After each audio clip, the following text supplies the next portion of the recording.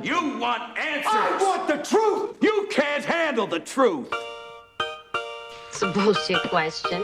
Does that mean that you can't answer? It's an inanimate fucking object. You're an inanimate fucking object!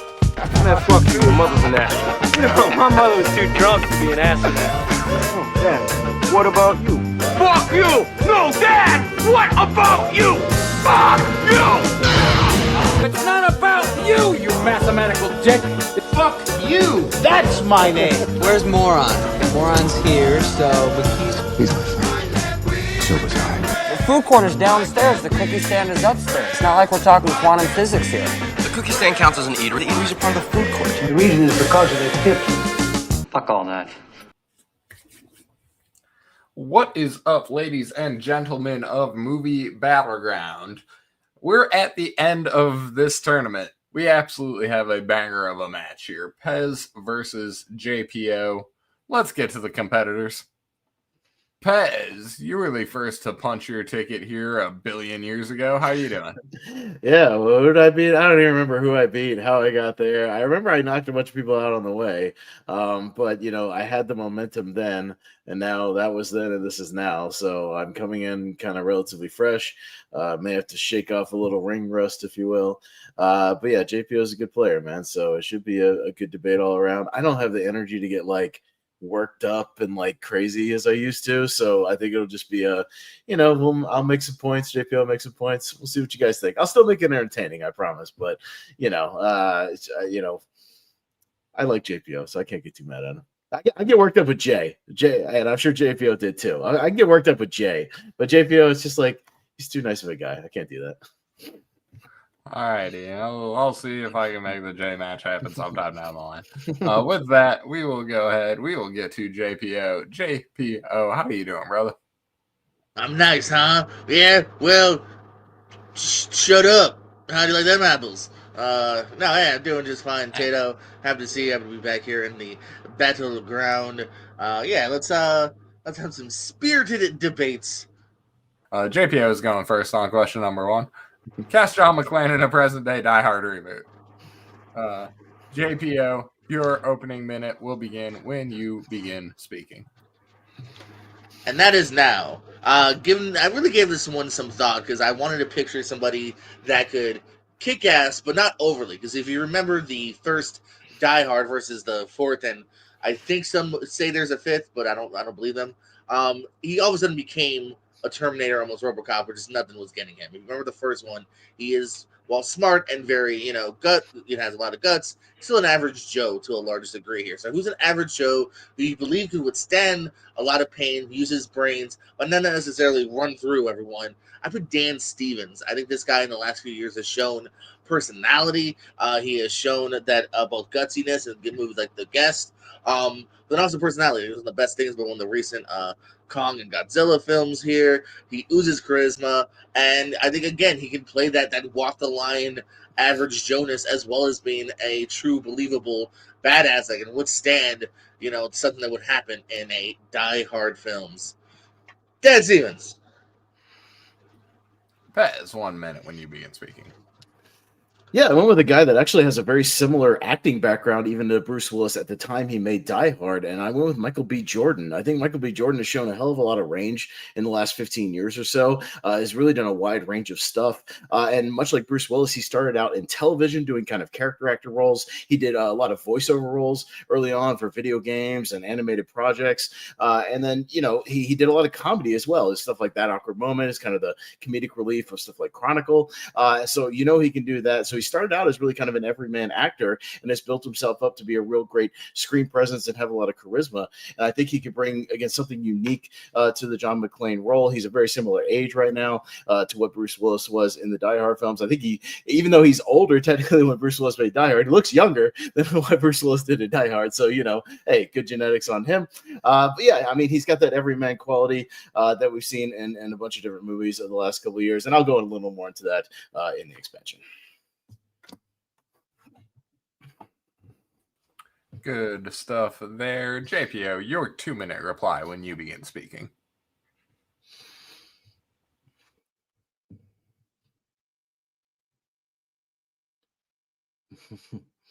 Yeah, now I'm not muted. There we go. So I was trying to show respect last round. My guy has a lot of similarities to some of the things you brought up. You mentioned TV. My guy was in Down Abbey, showed so much charisma, but he wanted to do more. He wanted to stretch his wings, and he has done that. One of the best parts of Abigail recently, another movie where he is one of the people outside of an eclectic cast shines through. The thing is, with your guy is kind of feel like we've kind of already been there, done that to a large degree. He did that Tom Clancy movie Without Remorse, which is very mid-reviewed. Because again, there's just something about Michael B. Jordan where I think he lends his certain charisma to something different. I think when it's just the average kind of Joe, I think it kind of falls a little flat here. I think my guy has shown that he has the range to literally kind of do anything that he puts his mind to, and he can be believable as whether it's the bad guy, the good guy, having an edge, getting even those sweet moments too. Michael B. Jordan, I don't know. I've never really seen him as a great romantic guy either. There's of course the connection with the wife in the first film. If we're going to go more towards the first film here, Dan Stevens is someone you could easily fall in love with. I know it because I am in love with Dan Stevens. Dan, if you're watching. But no, I think he just again kind of fits that mold of what we're looking for in a diehard character here, of being believable, of being in peril. I don't really know if we're going to think Killmonger is in peril, and after Sinners, he was such a badass. Even in Creed, to a large degree, one of the things I thought was missing from the Creed films, even though I love them, was I always believed in the bodaciousness and the bravura of Michael B. Jordan. I almost felt like I always knew he was going to kind of come out on top because he just has that kind of aura about him, where I'm the top dog, I'm the top player, similar to what we just saw in Sinners. Well, Dan Stevens, that they can walk the fine line of being that guy, that John McClane, that everyman that we wish we could be in a time of peril. Although I would probably just pee my pants personally, but that's because I'm Miles Davis. I don't know. Davis might have to be stricken from the record, but pass your 2 minutes when you begin speaking.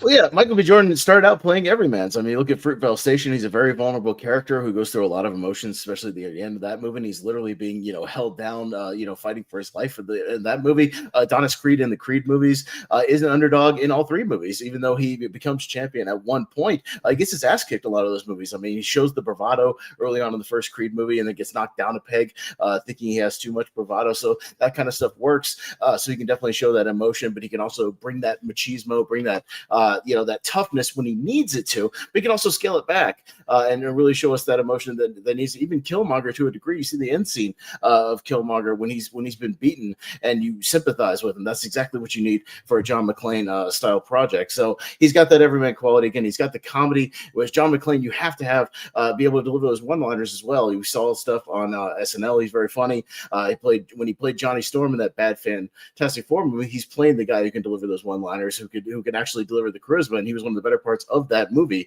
And again, showed that even in a bad project, he could elevate it to a degree. I still don't think people really see Michael B. Jordan as an action guy, despite the fact that he's been in movies that could be lightly considered action. I mean, Creed movies to a degree are more about sports drama with the boxing. Like I say, he's never really done a big high-end action project outside of like Black Panther.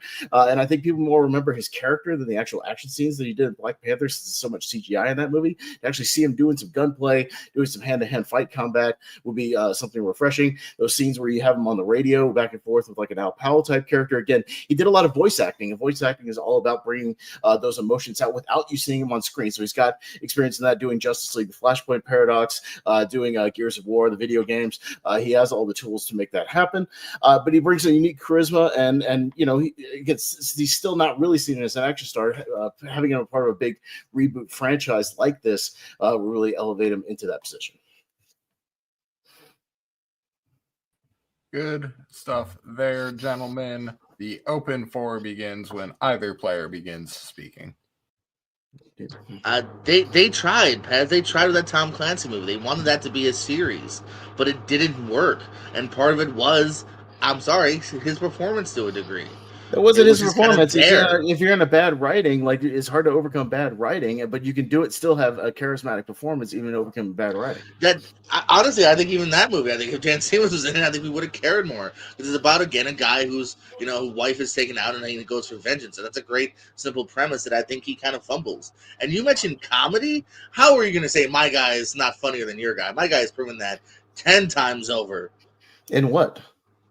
What do you mean in what? He's the funniest part of Abigail. He's the funniest part of Kong. He's the funniest part. He's the straight man in Abigail, and everybody else around him. Kevin Durant. He is so funny that the way he sells man. that though, even with that's elevating a script. What he does in Abigail, because you give that to a different actor, it would be a boring character. That is and go look at the reviews for Godzilla Kong the New Empire. He was overwhelmingly decided to be the most annoying part of that movie. Show me a review. Pull that up. He absolutely did not. Multiple people shouting him out as at least because he knows what movie he's in that.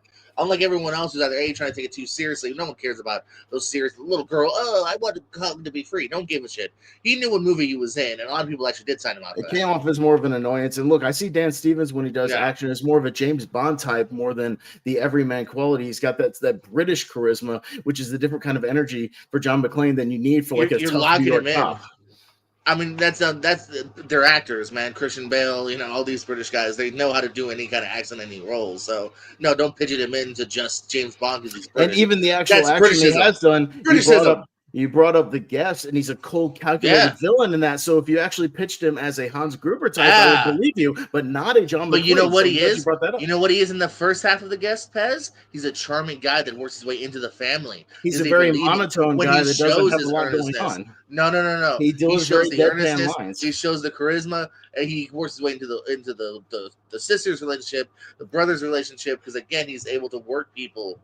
No, he's a terrifying guy that you don't trust, and you need to be able to trust a guy. Once they realize that, once the strings are unfold, but that's. But you feel like you can trust John McClane because again, you sympathize with him. You can sympathize with Michael B. Jordan, and then Dan Stevens was able to show that as when Michael B. Jordan you love as well. Played a villain with Killmonger, people sympathize with his side. That's what he brings to that role. He was still a very lethal guy though, and you knew why Black Panther had to take him out though. Here, you know what I mean? Like, we sympathize with him, but that's not necessarily what the sympathize you want with John McClane. That's a different kind of sympathization.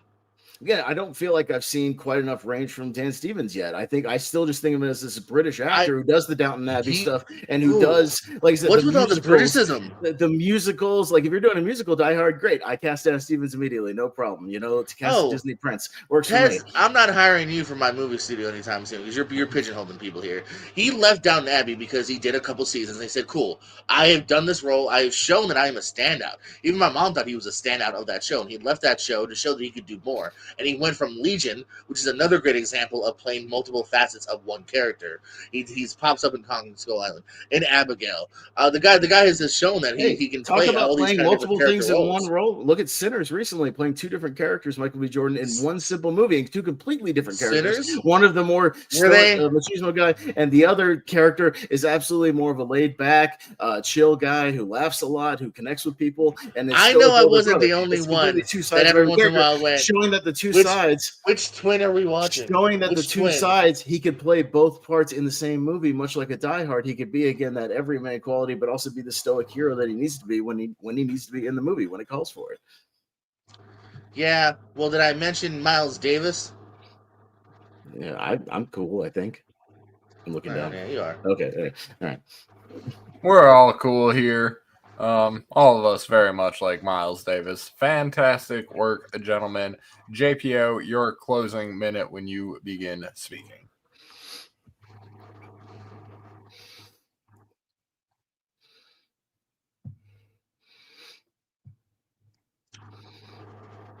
Both of our guys have tried to show a lot of range. Unfortunately, at the end of the day, I think there's a lot of Michael B. Jordan roles that blend in to one another here. I don't think we're seeing a drastically different person from Fran Forstick to even Black Panther. He had this better written role. To Sinners he tried. I think we do get a little combobulated sometimes with which character that we're watching. Dan Stevens has popped up in Will Ferrell comedies like Eurovision. Dan Stevens has popped up as the bad guy, but who at first you think might be a great guy. Dan Stevens has showed that he can be an average man soldier to a killer when he has to be, and that's the kind of fine line you need for John McClane. You need someone that you can root for, never quite crosses that line, but also you need somebody that you truly believe at the end of the day can overcome astronomical odds, that can actually defeat the bad guy here and have fun while doing it here and rooting for him, and oozes machismo. He oozes machismo. Yeah. And Pez, your minute when you begin speaking. Not only does Michael B. Jordan ooze machismo in the Creed movies, but also his relationship with Tessa Thompson is the heart of that movie, and it's what the real glue that holds everything together. And so you mentioned that, there's got to be this relationship, obviously, with the wife, and he can pull that off easily. The Creed movies show that some of the times those are the best scenes in the movies, the stuff with him and Tessa Thompson. He's played the everyman in Fruitvale, so had a great relationship, friend in that movie, playing a dad. Just Mercy, where he plays a sympathetic lawyer. Just again, these simple roles that he's done. He showed she showed that turn up the machismo when he turn up the physicality but also show that emotion and that vulnerability. When he needs to. Is a perfect example. Turning it on in literally two different roles in the span of 2 hours on screen and carrying that movie to what it needs. Your guy again. Gruber, I'm with you. Cast him as like a James Bond character, but I'm not with you with it. Every man, Dan Stevens is you don't trust. He gives those bad vibes, and it's the same John. Excellent work there, gentlemen. Alrighty, folks, we will move on to question number 2 here. And it's not really a question, again, much like that first one. It wasn't really a question, but, that's how debate works. It's not always a question, with a question mark. But what I'm going to need from these two gentlemen is to pitch me a movie based on a source that has not yet been adapted to film /TV/streaming. Just wanted to get some new, but not all the way new, because, we can't all be super Hollywood creatives. With that said, Pez will go first here. Pez, your opening minute when you begin speaking. Guillermo del Toro, James Cameron, Tom Cruise, H.P. Lovecraft. It's a movie that almost happened in the early 2010s, an adaptation of H.P. Lovecraft novella called At the Mountains of Madness is what I'm pitching here. It's a movie that almost happened, that Guillermo del Toro, it's a passion project of his that he's been trying to get off the ground literally for the last 15 years. He's a huge H.P. Lovecraft fan. If you're not as familiar with H.P. Lovecraft, he wrote a lot of kind of pulpy horror, science fiction back in the late 1800s, early 1900s.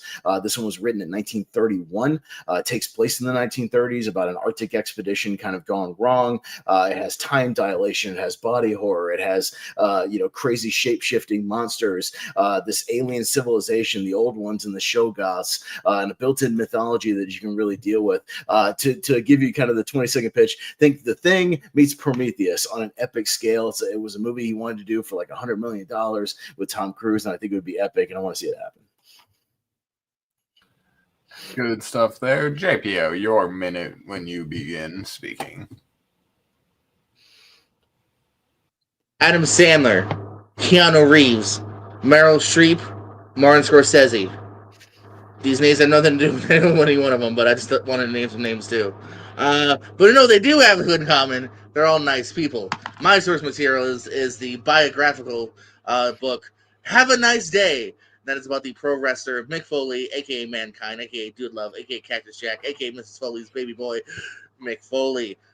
Something that we've gotten these last few years is some wrestling movies and TV shows. One thing that we need more of, that we barely had any of, is wrestling movies and TV shows that have a nice ending, that have an uplifting story, instead of just, The Wrestler and Iron Claw, where just there's lots of death, lots of sadness.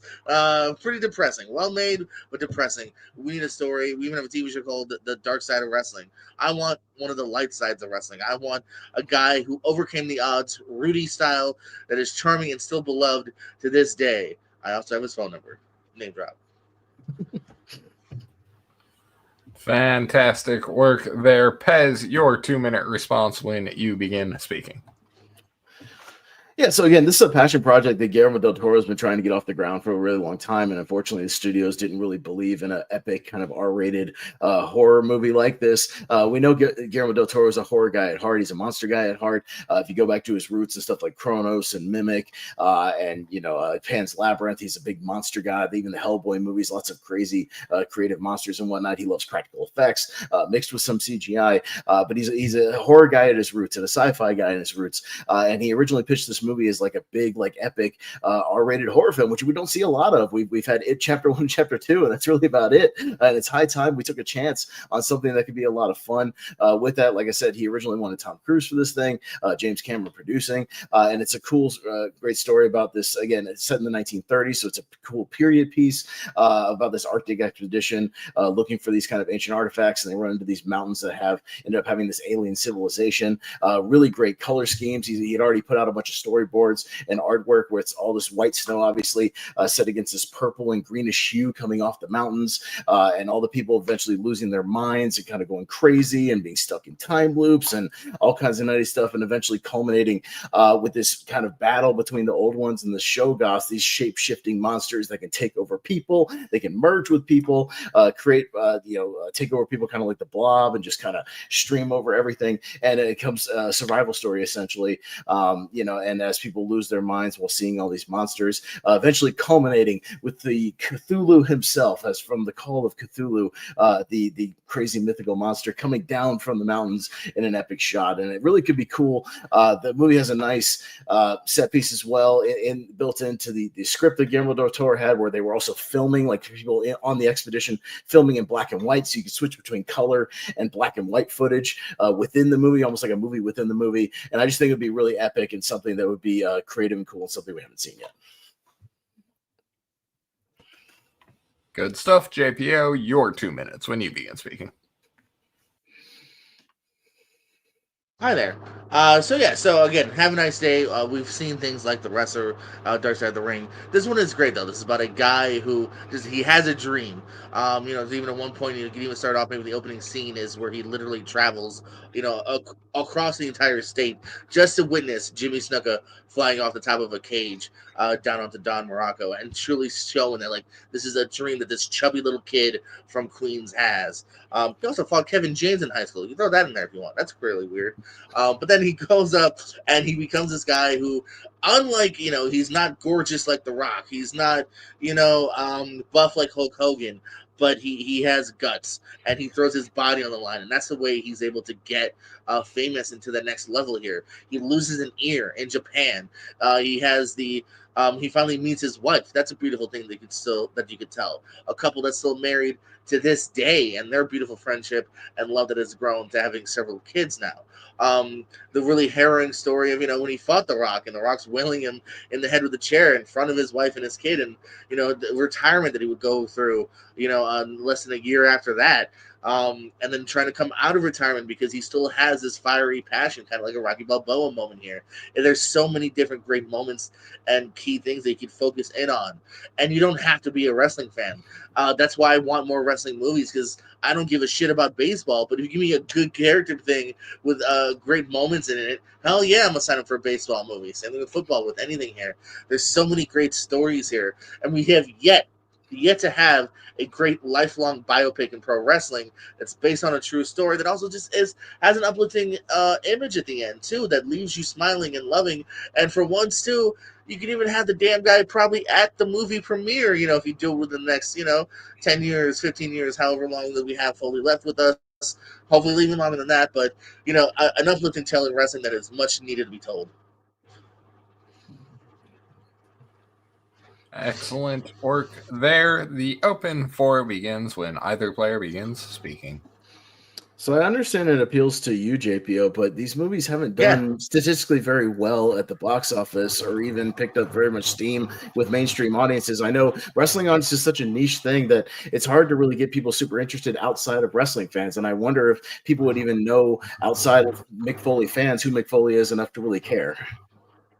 Well, no, I mean, we also got a movie coming out about Mark Kerr, who I didn't realize was a real human being until later on. The thing is about the new niche about my movie too is one, you can do this in a PG-13 fashion, which takes out what kills a lot of audiences. Iron Claw, the wrestler, that hurts the audience because like there is a big, huge wrestling fan base that is. When did you start being a wrestling fan? When you were young? I started when I was young. You don't think I would have liked to have seen a wrestling biopic? But I couldn't. I wasn't even allowed to see Beyond the Mat because it was an R-rated documentary. So you but I want could to see water Ready to Rumble. But you want to water it down to PG-13? This guy who Why are you spilled his watering it blood and down? guts spilled his blood and guts everywhere and bleeding First of all over all, the place. think about barbed if you think wire about the blood, it's actually very minimal. So no, you're overthinking your stance here. The Japan stuff, yeah, you can still get through it. You can still the amount of blood he spilled in Japan, you can totally get away with in a PG-13 movie here. There's no need to go R-rated other than your argument here. This is a film that can be meant for families. It can be meant for couples. It can be meant for everybody here. And I think it is well needed and be well warranted in the movie world. I like your idea, but first of all, bam, did you confuse me? You're throwing a lot of shit out there. I think there's a reason your movie fell apart in the first place here because you're John Cartering. You're throwing too much of the screen. It's not too much of the same Yours screen sounds because way better as like a actually miniseries. a script. There's actually a script out there, and Guillermo del Toro's floated the idea of a miniseries as well because he has a relationship with Netflix right now. So he did a 6-part miniseries. Right. So you're proving my point. This would be way better as a miniseries. It's adapted to film, TV, or streaming. That's literally what the question says. So anything of that nature. Del Toro it's a movie. It's just film that TV hasn't streaming. been adapted to film, TV, or streaming. Film, we're still TV pitching streaming. movies. Yeah. No, we're pitching a movie though. Yeah, Netflix has done like multi-part movies. That's the point. Look at Rebel Moon. It's a multi-part movie. Like okay, so now, but Rebel Moon's also a horrible example because no one gave a shit about part 2. But I'm saying your example. Netflix has no problem doing and now you're losing money. Movies. It's not losing money. If you get the right director, but people don't trust Del Toro anymore. Del Toro was an Oscar-winning director. Like, what? He couldn't get Hellboy 3 made. He couldn't get Hellboy 3 made because they don't necessarily trust him always. So I think trust him. He has a blank check to do what he wants. The problem was he would have done Hellboy 3. He would now after post stuff like Shape of Water. The problem was back then is they got cold feet on the idea and went with something like Prometheus, which had the Alien attachment to it. So it had a franchise. All these studios think about franchises nowadays. They don't take risks on original movies. That's why I'm pitching an original movie and pitching something that we need. People are clamoring for right now. People are not clamoring for more wrestling biopics right now. We just said Queen of the Ring. But people are also scared of your movie that you're trying to get a multi-film thing now landed with a huge budget. Mine's gonna be done for a minuscule of your budget here with a lot less risk, and I'm pitching a new kind of form too. That's why I'm saying $100 million is a very modest budget nowadays. Snow White just cost $270 million. That's again a bad example. That's like your fourth bad example because I barely made not a bad example. And now the next time somebody tries to do something like that, they're going to be afraid. So they're starting to learn that it's not going to work. It is good. It doesn't work at the box office. Wrestling biopics, Queen of the Ring, sure, R-rated, sad wrestling ones too, which we've done twice. So don't act like I can't give you 10. The Wrestler did not do well at the box office. Ready to Rumble, R-rated. Yeah, I feel like I already said that. Fighting with the Family didn't do well at the box office. Ready to Rumble is also again a different kind of. Fighting with My Family didn't do well at the box office. That wasn't R-rated and it bombed as well. It did not bomb actually. You're wrong. And that one had The Rock in it. Excellent work there, gentlemen. Your closing 1 minute, Pez, when you begin speaking. JPO wants to pitch something about people that hardly anybody outside of the wrestling community knows about. So there'd be zero interest in that. You put Hulk Hogan in a movie, people barely saw it. You put The Rock in movies nowadays, people are hit or miss on it. They don't even go to see him most of the time. Your biopic would be formulaic. It's just like a guy comes up, wins the title, and then the movie ends. Like it's very predictable and formulaic. Mick Foley's story gets even more interesting after that fact, after that book happens, when he becomes commissioner, when he becomes a stand-up comedian, when he becomes a best-selling author, when he becomes a cartoonist, when he becomes a children's author. Like and dealing with his weight problems, he gets much more emotional, things like that. Yours is just like, yes, matches, win the title, movie ends. Mine is an original horror film, which people are clamoring for original films nowadays, and clamoring for something. Who wouldn't want to see Tom Cruise in a horror movie? Now that he's done with the action, Tom Cruise in a big budget, cool horror movie would absolutely work at the box office. People want original films. People want more horror, and we could take a chance on this. And Del Toro has the passion for it. He wears a ring to this day that he wants to do it. He's not going to do it without make sure it's absolutely perfect and absolutely great. JPO, you're closing when you begin speaking. Again, yours sounds like it's a hodgepodge of things that we've seen already and that we've gotten plenty of times.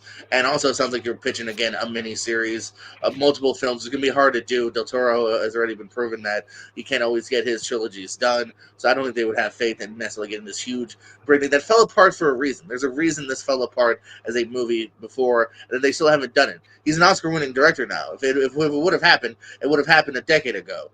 My movies, again, I think much needed and could have been loved by everybody. It doesn't, again, just because people don't watch wrestling, that's what I'm saying. You don't have to be a wrestling fan to see a great trailer.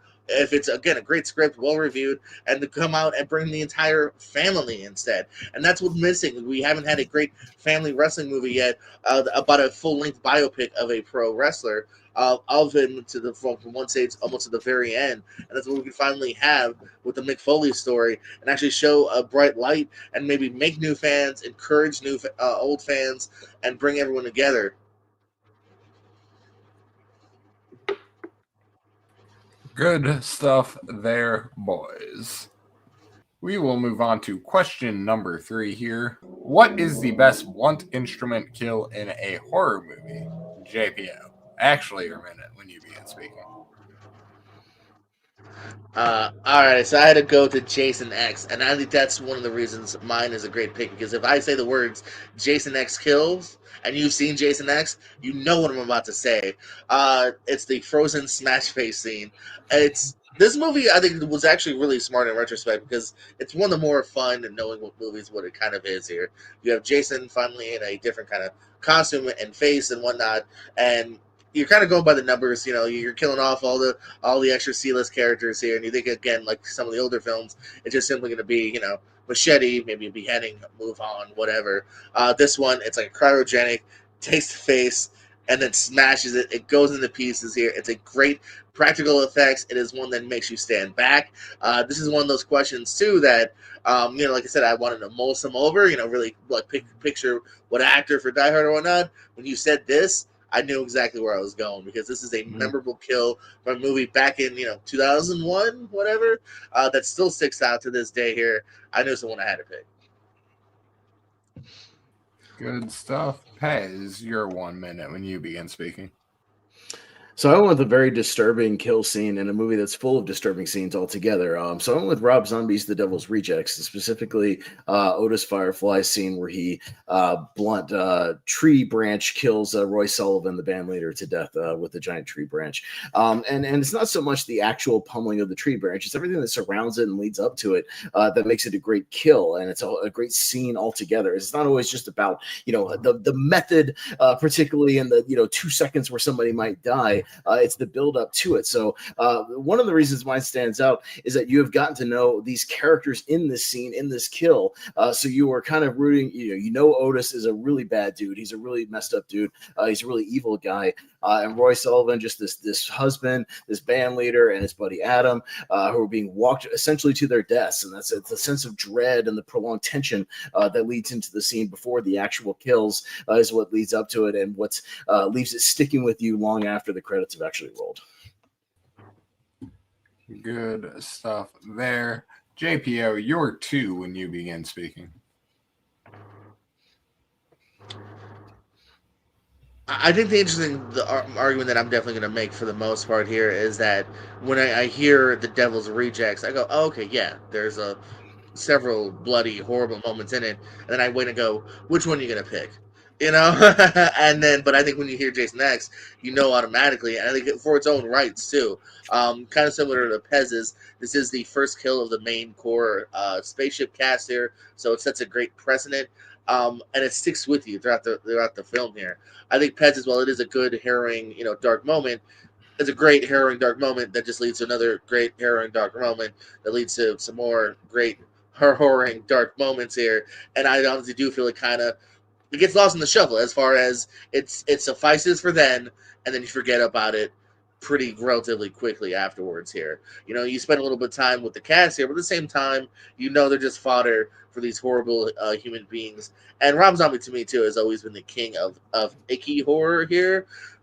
what I love about my movie Jason X is it's having fun. It knows what franchise it's in. It knows what to do with these characters and the plots and the campiness. So you're having fun.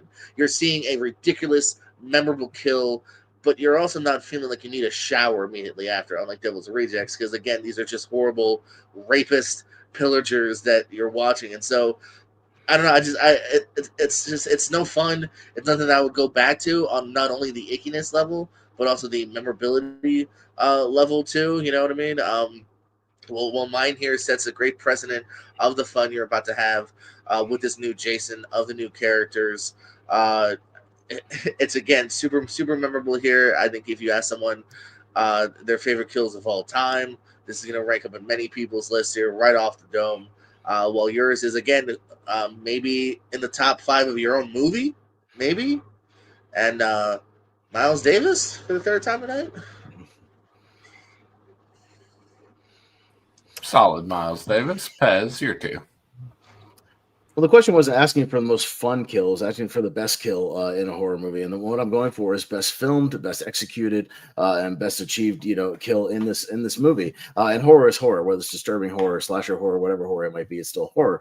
And the reason my mind works is the filmmaking behind it, the performances behind it, the eventual lead up to it, the fact that Otis, this character who you already know is pure evil incarnate, and says so in a monologue, is leading these guys to their death. There's a struggle, there's a hope of escape, but then the crashing reality of the evil that's within this movie, to where Adam gets taken down with a gunshot, Roy gets taken out with a couple of gun bashes to the head, and Otis, even though he has a gun at his disposal, instead taunts both of these guys, taunts them for trying to be heroes, taunts them for their Christianity, and really gets under your skin and makes you really, gets that disturbing nature under your skin, to where right as he picks up the instrument, picks up the actual tree branch, and delivers an incredible monologue, so much so that horror fans were actually petitioning Bill Moseley to be nominated for an Oscar for this movie. That's how good the performance is in the actual film. He was a great monologue about, I want you to pray to your God, I want you to pray to your God that he'll come and save you.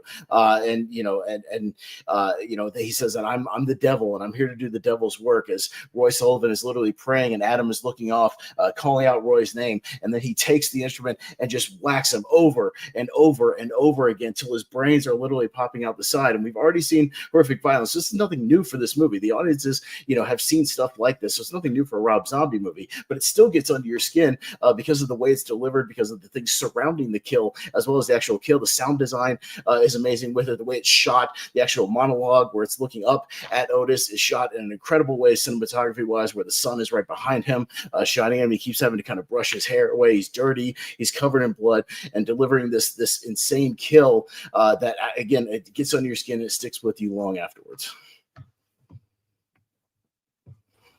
Good stuff there. The open for when any player begins speaking.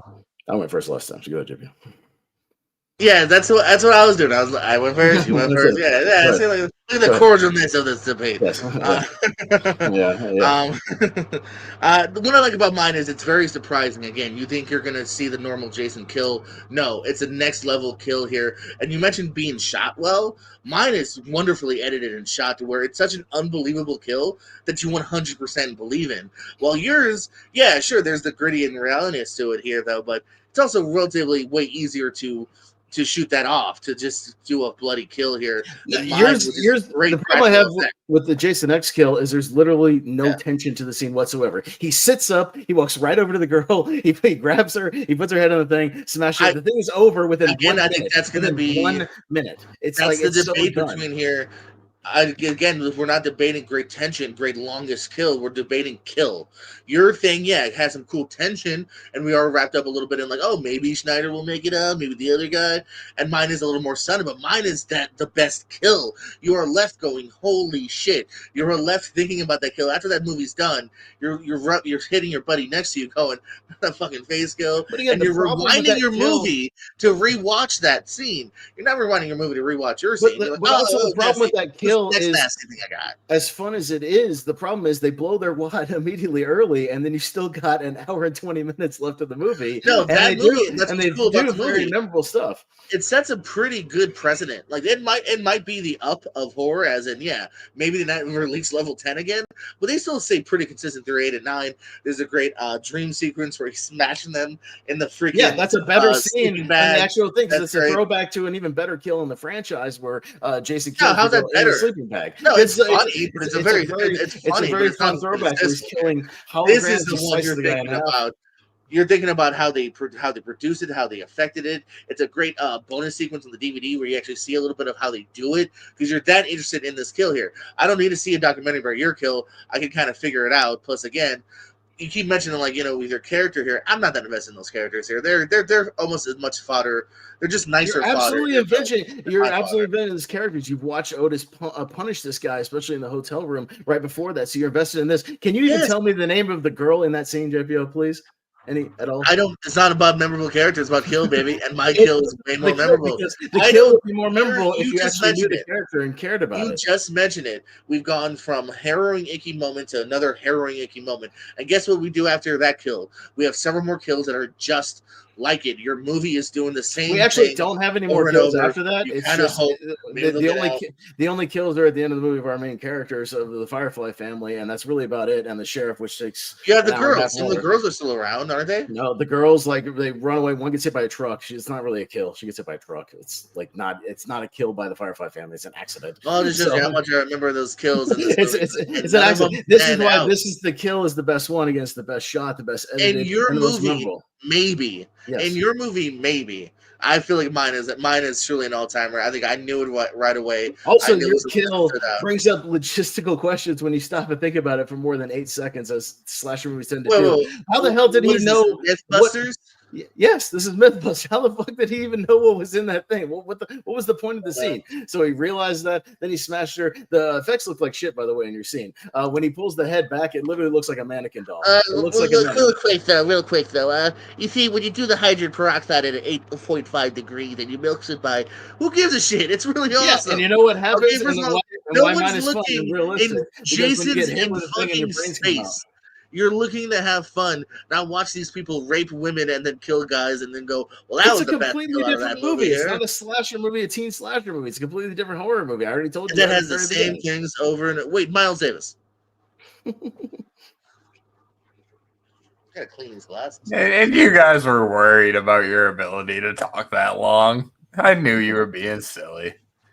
With that said, JPO, your closing minute whenever you're ready with the glasses and everything. I'm not even gonna wear them. I just don't like how dirty they are. All right, I gotta get a cleaning cloth. All right, we're good. Go right ahead. Oh yeah. Yours is maybe the most memorable kill in your movie here. I don't think anyone's walking away from that kill going, let's rewind it. Let's revisit it. How do they edit that? How do they get that done? Boy, am I invested in Bill or whatever the character's name is.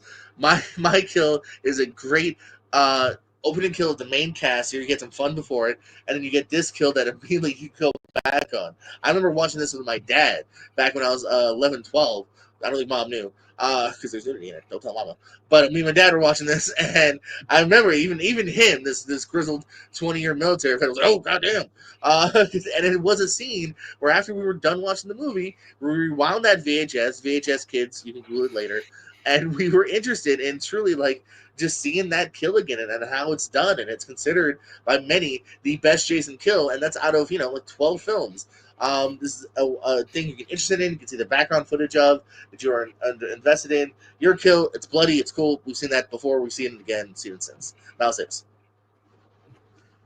Fez. Jason killing teenagers in movies. We've seen it before and we've seen it again, and in better ways in other movies, including the sleeping bag kill that Jason X pays homage to later in the movie. You literally have no tension whatsoever in that scene. He sits up, he walks over, kills the girl, moves on with the movie, and you still have another hour left to go.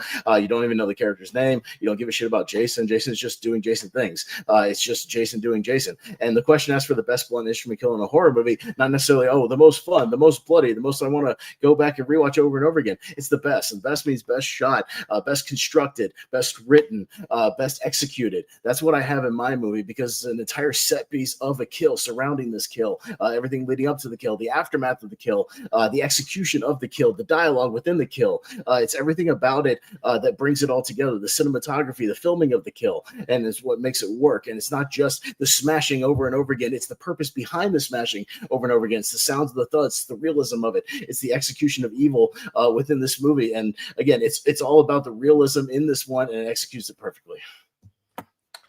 Great debate, boys. I don't think I envy the judges on this whole match, I will say. So, best of luck. Thank you all for being my friends. Good match so far, JP.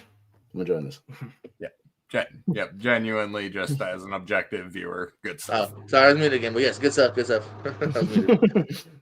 Alrighty, folks. Question number 4. Actually, what is the funniest scene in a movie involving a stand-up comedian? Comedy. Pez, you're opening when you begin speaking. So with the scene involving a legit stand-up comedian that didn't do a whole lot of acting, because unfortunately he passed away, a few years after the making of the scene and the movie that I'm going to talk about. But it's Back to School is the movie I'm going to talk about, and specifically the Sam Kinison scene where he's playing Professor Turgeson, where Rodney Dangerfield. The setup of the scene is that he's going around to all these classes. This one is a history class, and you get this guy who's clearly suffering from some kind of PTSD. He's a Vietnam veteran, and he's dealing with some issues. And the point is that it's a very funny performance of Sam Kinison, and mainly because of the build-up, to the actual comedy in the scene, really showing that Sam Kinison is a hell of an actor within the scene and giving a great comedic performance, not just because he's a comedic stand-up, but actually giving a good comedic acting performance in this movie as well. The execution of it is excellent, and the fact that he ends up kind of upstaging Rodney Dangerfield even in his own movie is what makes it really funny. I'll kind of go into more of the specifics of the actual scene and the expansion, because I can't do that right here, so I'll cede my last 4 seconds. Good stuff there. JPO, you're one when you begin. Hey kids, you know what's fun? The word fuck. It's more fun than that when you say fuck a lot. And that's why I fucking pick the fucking cursing scene on fucking Planes, Trains, and Automobiles, where he is at his peak of just being blown up. Steve Martin. By the way, if you don't love Steve Martin, it means you haven't ever seen Steve Martin before. He is perfect. He has had enough of John Candy and the shenanigans, and he's with that lady who, again, is probably casted always as kind of the annoying lady. She should be just carried in every movie she's in. But she's perfect in it. And he is just asking for a fucking car, fucking Toyota, whatever the fuck. And again, it's out of nowhere, because this is a fun, almost at the point of this point, a PG film who is willing to actually get the R rating based on how fun this scene is and the fact that it works. This is a scene that actually some of the execs wanted to take out so they could market a PG-13 movie here, but it's so good and so memorable that they had to keep it in, and it's become iconic over time. Hey, I said fuck a lot. I didn't count. Not as much as the scene, actually. I'll do that in post. Pez, you're parental advisory. This is an explicit episode. So my scene again. The setup is that Sam Kinison is this very unhinged teacher that they don't realize it till it's kind of too late. And he's talking about the Vietnam War, and he asks this girl in the front row, how the Vietnam War sort of ended, how it came to an end. And she gives this very textbook answer, straight out of the text, where it's just like, oh, the political regimes were unstable and yada. And then you cut back, and the brilliance of the comedy is that you cut back to Sam Kinison, and he's clearly starting to get this rage smile on his face. Like, you can see the rage building up inside him, much like JPO scene. Like, you see a person just raging inside and just trying to hold it in, but he just can't do it because he just looks up and goes, "Is she right?" Well, and she just eventually builds and absolutely goes off on her, much like a stand-up routine. Going back to his stand-up roots, he goes on this massive rant about being up to his neck in rice paddies and what it was like in war, and seeing his buddy's limbs blown off, and just rails in on her for like 30 seconds straight, and so much so the camera even tilts when he gets right up in her face, and he does the classic Kinnison, oh, and just scares this poor girl half to death. We then cut to Rodney Dangerfield, who's like, hey, buddy, take it easy. Hey, I'm a lover, not a fighter. Ho, ho. And he's great. And Sam Kinison then turns his attention to him. Well, who asked you, Mr. Helper? And then he goes on him, asks him about the Korean conflict, and builds up and is like, say why we lost. And Dangerfield pops back. Truman was too much of a pussy to let MacArthur go in there and wipe out those communist bastards. And you're going to see that smile, but it's a different type of smile and a funny response where he just looks at you like, good answer. I like the way you think. You do well here. And again, it's all about the performance of Kinnison in the scene. And again, upstaging even somebody like Rodney Dangerfield and completely stealing and making the most of the 2 minutes that he has, 2.5 minutes that he has in this movie, and just absolutely making the most memorable scene of the movie. Good work there. JPO, your two when you begin. Whoa, you mean Sam Kinison played an unhinged person that yelled? No way. He really stretched for that role. If you've ever seen Sam Kinnison's act, that's kind of what it was. And again, they played to his strengths to make a funny scene. But again, it's a relatively, I don't want to say throwaway, because again, it's a funny scene, but again, if you edit it out of the movie here, it's not going to affect anything that we've already seen, and it's not hard. Sorry to upstage Rodney Dangerfield. There's a reason they stopped giving him leading roles very quickly here. My scene is very pivotal to the story here, because we are seeing our main character, one of two main characters here, reach that breaking point that we knew sooner or later he'd get to, but we never thought he'd reach it in this kind of climatic way here, in a movie that, I guess maybe if you knew the time it was R-rated, but like for someone like me that just kind of watched it for the first time years later, just watching it in general here, it also really sells greatly because, again, you're not expecting one, let alone 20-something F-bombs, including the really great wrap-up scene where finally, because he doesn't have his card or whatever, and he goes, what does that mean? And then she gets to look at him and go, means you're fucked. It has such a great eclectic ending to the scene as well that just puts the perfect little period on the scene here that has already got you giggling and laughing. And again, I think it has stood the test of all time. Again, I feel like yours just, if you said one of the funniest scenes of that year, I don't know if anyone's mentioning, Back to the School with the small Sam Kinison, cameo performance here. But if you say the best scenes of Steve Martin's career, best scenes of the decade, best scenes of all time, I think mine's going to make that list a lot of the times. And I know it did for me. Again, another scene that kind of came to me very quickly as something that I think has stood the test of time, has used a curse word, which can lose a lot of steam, too. When your movie is filled with it, it loses steam right away here. This is one of the rare times where they save it on purpose to create such a laughter, such an uproar, and fucking Miles Davis, right? Absolutely. You all know how this works. The opening for, I believe y'all are taking turns. I don't know whose turn it is. I believe Pez. Okay.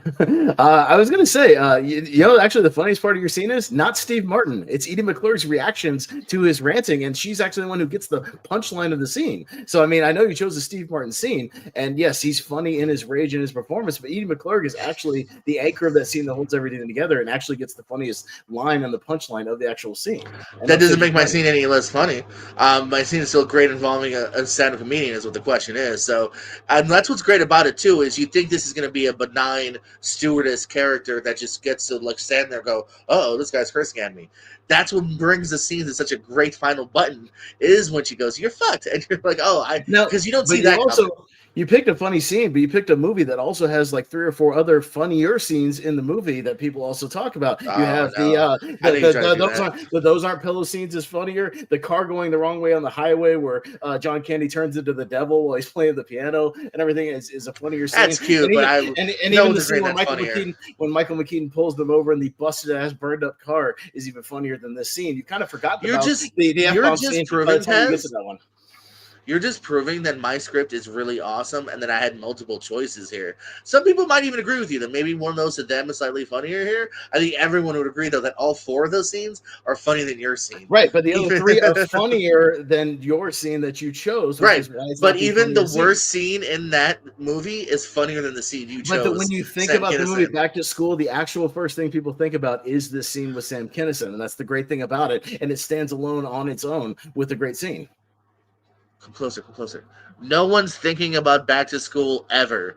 All Yes, right, they are. no one. Absolutely. No, they're not. Yes, you are. Nobody Well, that's is just a meant semantical thing. That's your as a opinion. It has must-see nothing to do movie with of the the year. actual choice of the thing. That's your solid opinion. Because that's fine. it's a bare passable movie of what the 80s that is fine, because again it's Rodney Dangerfield, who can never act outside of his own little bubble here, and you have Sam Kinison, who also is not necessarily looking to stretch at all. They're using Sam Kinison, and you might as well credit him as Sam Kinison. I wouldn't be surprised if he was They credited played as to Teacher his strength, Kinison. and also the lead up to it is where the great acting comes in as well, and the great performance. It's not just him doing a stand up bit; it's actually delivering this great script and delivering it perfectly. Again, one of the other problems with your scene is that you watch it on TV, you don't even get the scene; it's gone completely. It doesn't even exist. Again, And I don't. What argument is that? This is not the funniest scene on cable television here, so that argument's mute. No, it's not mute, because if you're watching it with a family, it's either gone because it's on television, or you have to skip ahead because you're watching. No, okay. Again, no. Nobody's watching TBS anymore, Pez. Get out of the 80s. We're watching it on DVD and streaming. That's where we're watching movies now. So the scene is fantastic. When the actual scene I'm talking about, not an edited version for television. That's against any kind of point that any one of us. But it also kind of comes out of nowhere. You haven't seen anything like that in the movie, and then it hits you for a blindside. It's made for shock value, as opposed to the rest of the scene, which like the rest of the scenes play without the F-bombs and are funnier than that actual scene in the movie. No. See, it adds to it here because that you don't have a movie that even if they curse every once in a while, and it was a very light R-rated movie here, this scene wouldn't work. They were smart in the script to not have any F-bombs and to make this the moment where he breaks. That's why it's funny, because he says it so many times, because you can see it in his mind that he's past the point of even clarity now. He is just at that fucking point where you just fucking want to rail against the fucking system and what you fucking want right fucking at that now. fucking point where he also fucking turn against the character, and he's already been an asshole in the movie, and now he's even more of an asshole. So much so you're supposed to be against Edie McClurg, and you're actually with Edie McClurg by the end of the scene. You're actually with the customer service. No. Edie still sells it as a very cocky person here. Steve Martin still has that charisma to where you're not necessarily against him. You see the problems that are going on here, and that's why you relate to that character, because you can see yourself being in those shoes and being fed up to the point of fucking no fucking return. I'm just gonna see these last 3 seconds. Can't make another point. Say it with me, Miles Davis. Say it with me. Come on, Miles Davis. Miles Davis. No, if you say 3 times, then he appears. Shit. I will not be appearing as Miles Davis in this or any other YouTube videos. That's why you're not cool. You don't pee your pants. With that said, Pez, you're closing when you begin. So the question is, funniest scene in a movie with stand-up comedian. This movie has a stand-up comedian, Sam Kinison, and he has the funniest scene in the movie. That's the point of the question. And that they play to his strengths. He gives a great performance. It's even shot really well, as opposed to JPO scene that's literally just like a back and forth. It's a very just plainly film scene. Mine actually follows the camera. It gets the intimidation factor of Sam Kinison as it kind of shoots him from below, gets in his face. We cut back and forth at the perfect times for the reaction shots. Comedy is all about setups and payoffs, and the thing has a long extended setup and a great payoff, and multiple payoffs in my scene, and that's why it really works. Is you get that great, build to the actual funny, to the laughs with that slow laughter, building and building and building to the explosion. Again, the Steve Martin scene is funny, but Edie McClurg gets the best punchline of the actual scene, and it's not even the funniest scene in his movie that he actually chose. It's probably the 3rd or 4th funniest scene that he chose. So he could have picked a better scene. He could have picked the cart burnt up scene, the car going the wrong way on the highway. Instead, he chose a scene that's like, it's memorable for its shock value, but not really for its overall laughs in the overall film. And JPO, close this question out.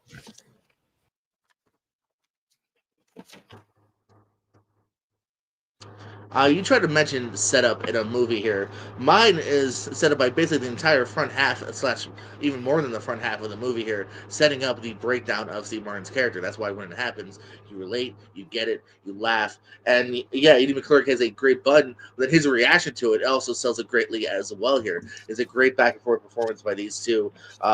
who are just masterclassing this one scene that on paper we've seen it in Home Alone, we've seen it in other things. It wouldn't be nearly as good if it wasn't for these performances from the master of Steve Martin. Are trying to talk about the funniest here again. You're seeing. Maybe again, kind of like last time, maybe the funniest in your movie, but again, no one's going back to it. No one's remembering. I think if you added Sam Kinison performances here, people go, "Oh, he acted ever?" Because again, it's a one throwaway scene in a movie that no one really remembers here. Mine is an all timer, where every one of my scenes I think would have been funnier than yours, but I think this is the one that stands up the test of time based on the way it's set up and delivered. Fuck, that goes by fast. Miles Davis. Alrighty, ladies and gentlemen, question 5 here. To cap off the longest running movie debate tournament in history, I gotta assume I don't have their records on that. I'm gonna go ahead and claim that. I decided to get a little meta with it. What is the best debate between 2 or more characters in a movie? Just to give a little bit of explanation to the parenthetical there, as it were. Basically, I was just trying to look for a back and forth, but I didn't want to exclude any scenes where a third character had dialogue or something like that. Mm-hmm. Fundamentally, these guys got the gist of the question right away. Should be another banger of a question. Banger. We'll see what happens when these two go at it once more. Son of a bitch. JPO, your opening minute when you begin speaking. Yeah, well, you want the truth?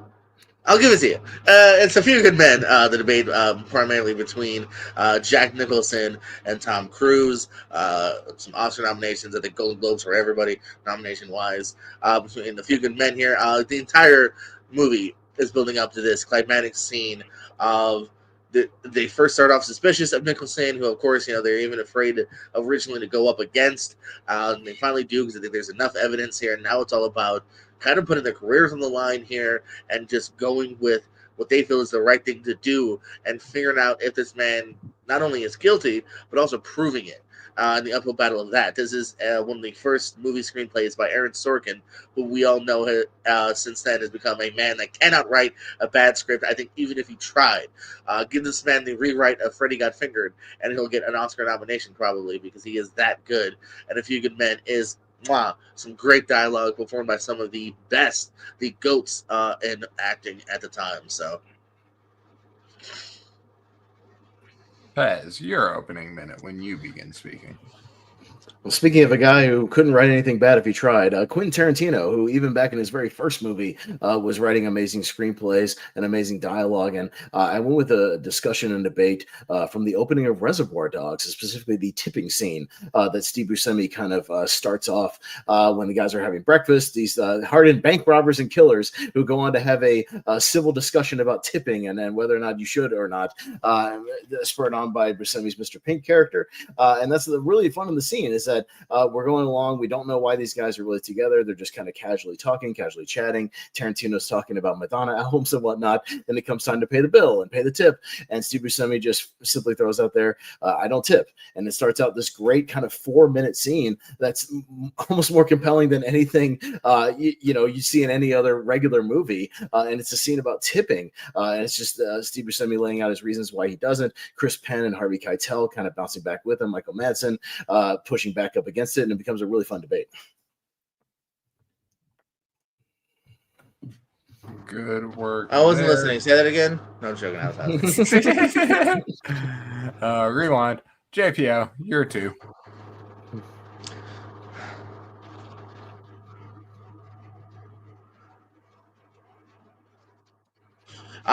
I really love your scene. It's a lot of fun here, Pez. Again, just trying to take that argument of, we're talking best here, man. And yours is a fun, it's the calm before the storm type scene here. It's showing that these, the character and the personality, because that's something that is very much to the strength of Quentin Tarantino, is that he knows how to write these characters. And sometimes these characters who, even in Pulp Fiction are about to, shit's about to hit the fan. There's a little bit of fun beforehand, though. You know what I mean? Before they kill, Phil Lamar, let's talk about cheeseburgers. Before having them die in a heist, let's talk about tipping and Madonna and whatnot. So it's a fun scene. It really is. I love me some Steve Bush, but again, it's a calm, cute scene before some of the internal stuff that goes on later on. Even some of the more debates later on, I think, are more intriguing and captivating of the characters. When it's the back and forth between Harvey Keitel and Tim Roth and whatnot. Well, mine is really the pivotal scene in a tremendously written screenplay here. It's Sorkin kind of in his wheelhouse here, like in a not a Law and Order, but a West Wing. It's politics, it's war, it's some of the goats here. Jack Nicholson getting nominated for every award under the sun here. Tom Cruise getting some just love on the side as well. And you got the sidebars as well, but it's these two. That's what I love about this one here is that yours you get a little bit of a interpretation from multiple people. Madsen has something to say, and Buscemi and Keitel and whatnot. Mine is just it's a main dog versus main dog war for the most part here, and it's a battle of wits too.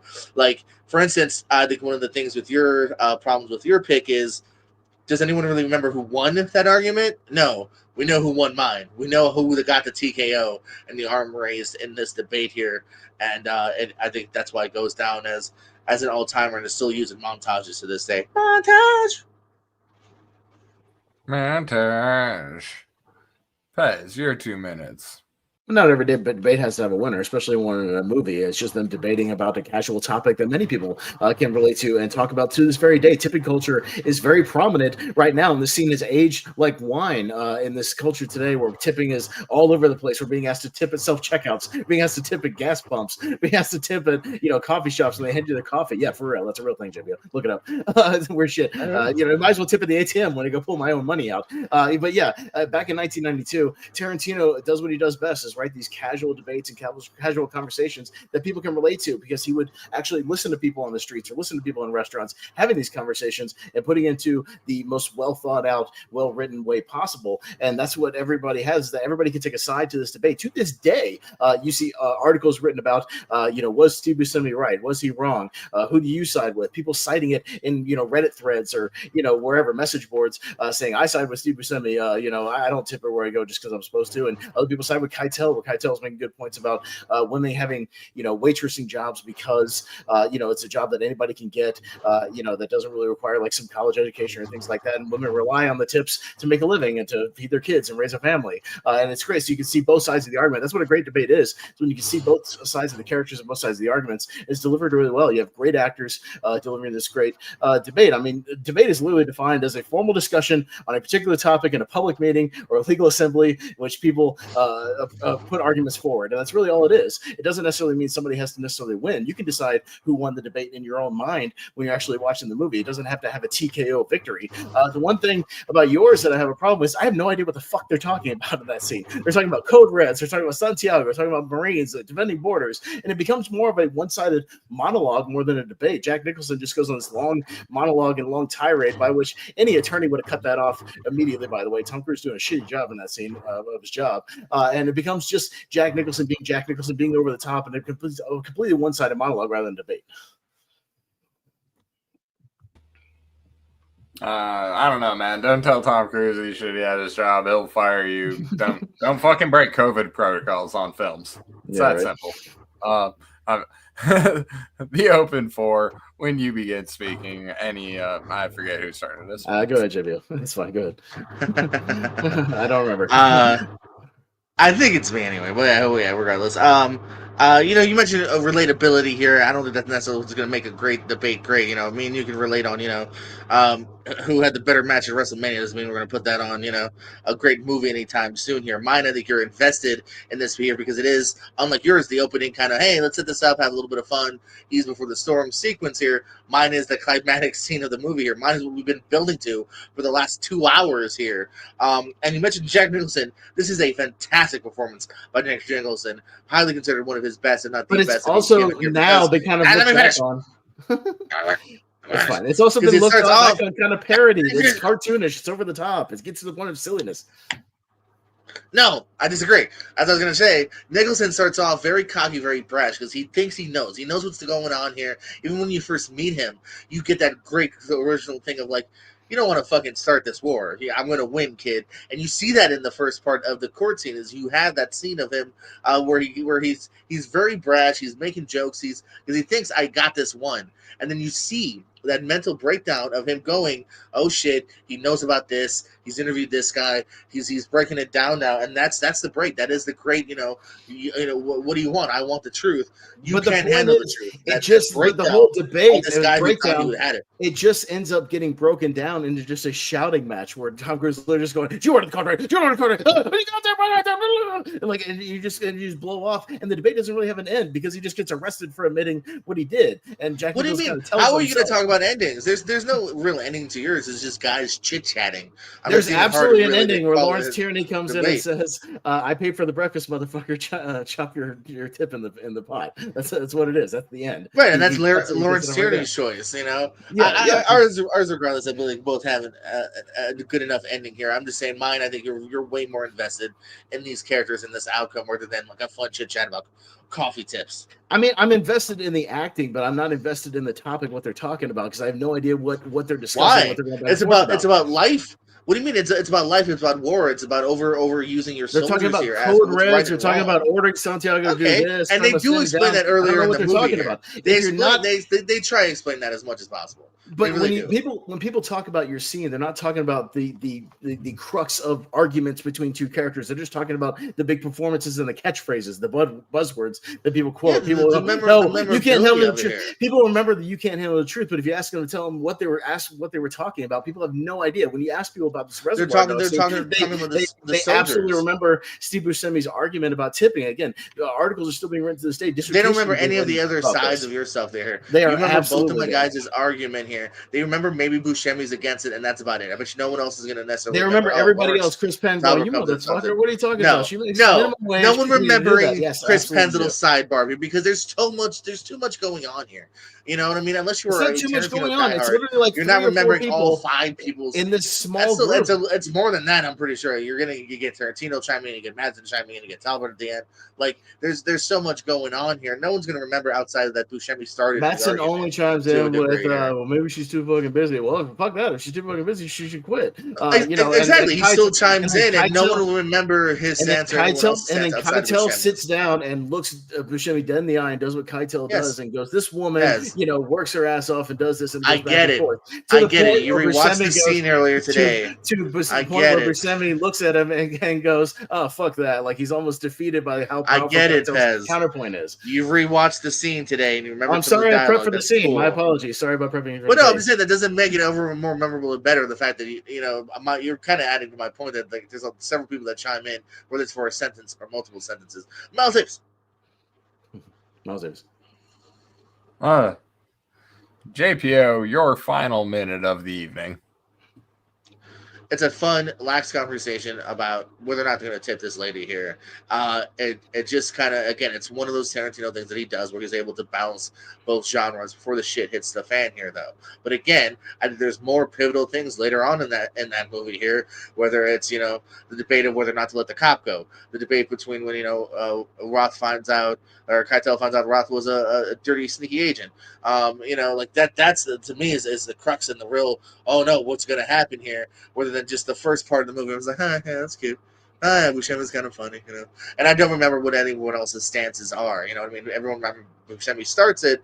No one else really remembers who continues it and in what way here. You remember my fight about Nicholson versus Cruz and wondering what is the outcome that's going to be here. It's a real top dog versus top dog. Nicholson goes for several emotions here, from the cocky brass sergeant who thinks he's going to get left off with a slap on the wrist to a guy who realizes he is trapped and he has nothing else to do but to finally admit that you can't handle the truth. And Pez, close us out. once again, a great debate is people talking about a topic that people can relate to, can really dig into, and have their own opinions on. And you can come at it from any point or any viewpoint, and either side with one character, side with another character. The case of Tim Roth's character in the movie, he gets swayed over to Buscemi's side. That's a great sign of a great debate. And again, people from other countries can watch this and go, "Yeah, Buscemi's not the villain; he's the voice of reason in the scene." And people from here will look at Harvey Keitel and go, "No, he's the voice of reason in the scene." And that's what makes it great, is that everybody can relate to tipping culture. It's aged like wine.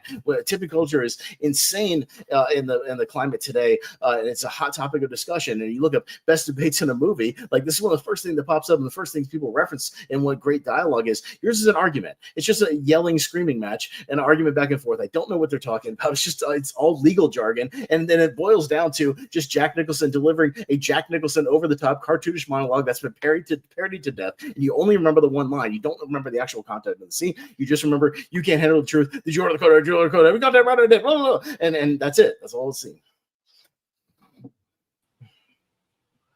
And time. My debate is nuh-uh. There you go. Excellent. Yeah, work, I know you are, but gentlemen. what am I? Yeah, well, shut up. Great Shut debates up. in the question. Great debates all around. Thank you very much for joining. Would you me, say gentlemen. we're master debaters? Yes, I would. And with that, All right. Got it on that. we'll see you on the other side.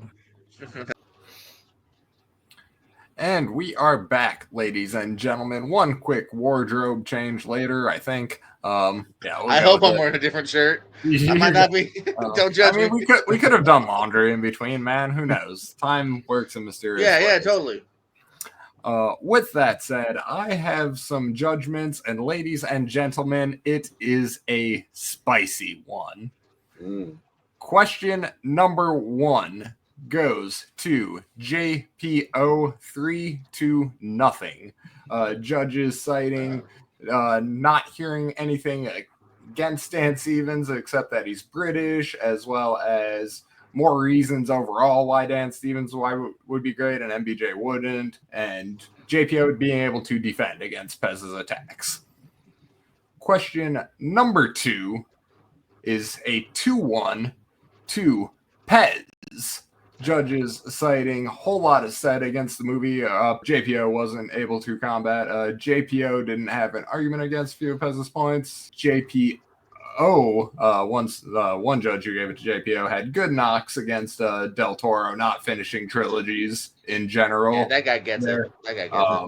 Final point there going to Pez. Got me more interested in seeing the film than JPO did for his. A lot of JPO's attacks were about what films would cost and about how financially successful they would be. That didn't factor in for me. Because he started it. With that said, question number 3, the best kill goes to Pez 2-1. Bullshit. Judge going for Pez. Closing argument won me over. Before then, it was 50-50, so that tipped it over the edge. Very good fight all around. Pez again came down to the style argument, overall kill versus build up and scenery. Pez crafted the better overall argument and had the better rebuttals, though this person did enjoy the JPO glasses bit. Where you kind of actually there. That for a second, yeah. And for one, that was like, well, that wasn't what got you the point, but in the point that you did get, your kill was more unique and memorable. Whereas Pez himself said, this is nothing new for this movie, and as far as the just another kill. That guy gets it. My 2 people get it. Or girl. Question we'll be on an island number, watching Jason X. The best scene in a movie involving a stand-up comedian is another 3-0 question, and that goes to Jordan Pierce Owens. Hey, we're tied. JPO pretty handily. Pez wasn't able to say much against it. JPO covered more bases, including behind the scenes and value of the scene to the film as a whole. Both of them made good cases for their scenes. Both attacks on the other's picks didn't really land, or they were well defended. So very close debate, but by the slightest of margins, JPO. Finally, question number 5 is 3-0 for your winner by split decision, Austin Pez Howell. I knew that was gonna happen. Slightly leaning towards Pez on this one because of the point people are still engaging in the debate today. This is the tipping versus you can't handle the truth. Calling a few good men a bunch of legal jargon that is more difficult. I can't handle this truth. Both choices very close. Major winning point was that the quote, "I want the truth," is more memorable than the debate. I would have thought a few good men would take this. But Pez made a good point that A Few Good Men was more like monologues rather than a back and forth debate. Also, I hate tipping, point Pez. So yes, interestingly enough, 2 of the judges did give it to JPO 3-2, but due to the way the questions fall and how the rulings are in movie Battleground, Pez is the victor. Austin, how you feeling? Yeah, no, I mean, I said this right after we went off air when we did the actual debate to JPO that like whatever it was, I thought it was going to be like a 3-2 decision type of thing. Like, I don't think anybody ran away with it, and obviously nobody did run away with it. There was ones that I was more confident on in my arguments. There's ones I thought he was more confident on, i.e., like the comedian one, things like that. So, you know, there was ones he definitely did a great job. But yeah, no, I mean, I think we were both sweating the whole time, and it was a good back and forth debate. And yeah, I didn't know where it would go, you know, because obviously, you know, it was very, very close and would have come down to the wire, even if we were playing it live for the judges JPO, obviously, you know, 2-2 situation. So, you know, maybe that would have even put the pressure on both of us to step up even that last one. So, no, it was close, and it was a hell of a debate. So JPO is a hell of a player, and I know he'll get another shot like very, very soon. He's very good. Absolutely. JPO, what's up, buddy? Recount, there was a hanging Chad. You guys didn't count Tallahassee votes. No, Chad didn't judge us on. well, that's why. Yeah, you see, if he was hanging out, he knew my Hubie Halloween love, right, Chad? No, man, no. I walked in. I'm happy with the outcome because as long as I got something, I feel like that's almost a side win because Pez is one of, if not the best in the league. Legitimately, I mean that. So just the fact that I can at least hang with him, I'm cool with that.